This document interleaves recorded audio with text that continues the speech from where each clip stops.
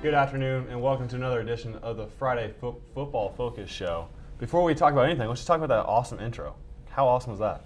It was an awesome intro, Shane. Thanks to Cal and Blair for doing that. Blair was not able to make it. I'm Shane Jackson. I'm joined with UDK football beat writers Dan Harmsen and Stella Liang. We'll start the show like we always do every week. Let's first recap last week, and for once, we can talk about a KU football victory. Kansas victorious in a 34-14 game over Iowa State. I'm going to ask you, Stella, was this more KU winning it or ISU losing it?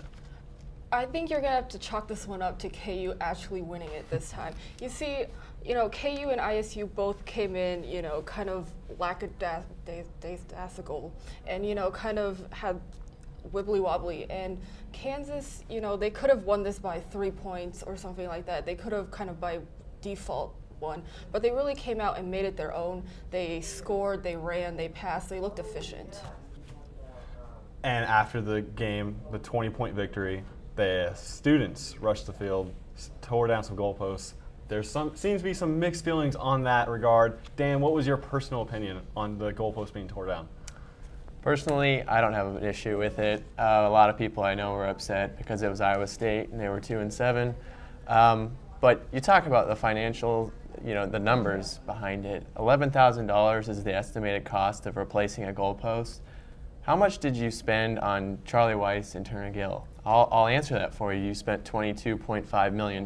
So the $11,000 goalpost thing doesn't really charge me up a whole lot. And I'm glad that they did it for Bowen because it was his first win as Kansas head coach. My only opinion on that is if they win this week, then tearing down the goalposts just seemed ridiculous last week.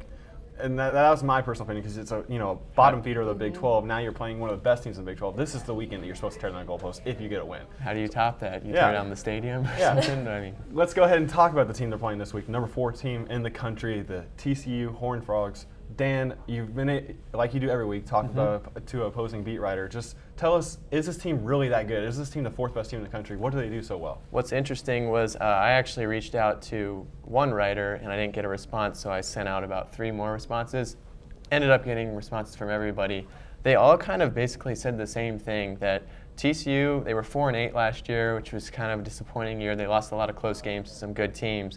But this year, they brought in this new quarterback coach, and his name is Sonny Cumbie. We should know him from 2004 when he came back from 35 deficit against KU and won in Lawrence, 31-30. It was a tough one. But bringing him in as the quarterback coach, Trevon Boykin has taken massive steps forward, and they're talking about this offensive line that is one of the best in the Big 12. I think I know where you're going to go with this, Stella, but what is one player to watch out for with TCU? Dan mentioned him a little bit, and we're going to have to go with quarterback Boykin because, he's been the quarterback for 3 years, but this year you could see that he's just made so many improvements.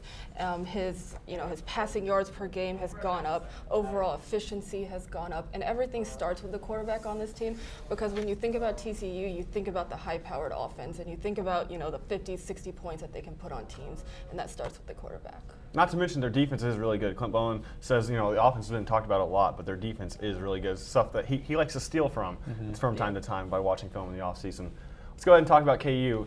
And more importantly, let's focus on the fact that this is going to be the seniors' last time playing in Memorial Stadium, putting on a Kansas uniform in front of the Jayhawk fans here in Lawrence.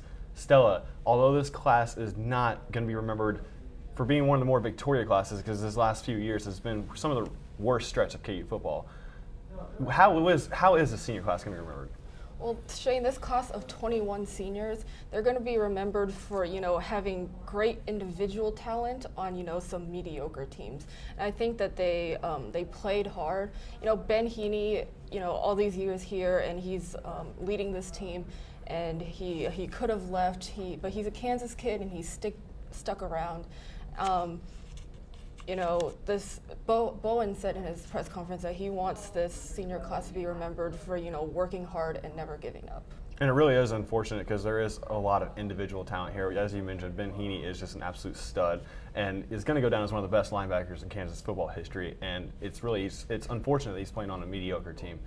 I know you probably want to focus on Ben Heaney, but is there a player this weekend that you are really looking forward to seeing for the last time that you really want to focus on? Well, Stella's bringing up the stats that Boykin has at quarterback, and he's certainly more of a threat to run than Michael Cummings, but just by running through the numbers real quick, Boykin, 58% completions. Cummings, 59.5. Boykin, 7.7 yards per attempt. Cummings, 7.3. And then their touchdown to INTs, around 3. Boykin's actually at 5. 142 passer. They're very comparable players on paper. And, you know, Kansas is just a completely different team with Coach Bowen. But then Michael Cummings, I think he can make the seniors remember this last game at home for the effort that they put out. Cozart didn't really give you that opportunity, but now Cummings, he's a distributor. I'm going to be looking forward to watching him play. All right, time to put you guys on the spot. What is your ultimate score prediction? I think I'll take this one first. You know, TCU is a great offense, and you know, KU's defense has been holding teams to less points. But I think that TCU is going to ultimately walk out of Lawrence with a 38-10 victory.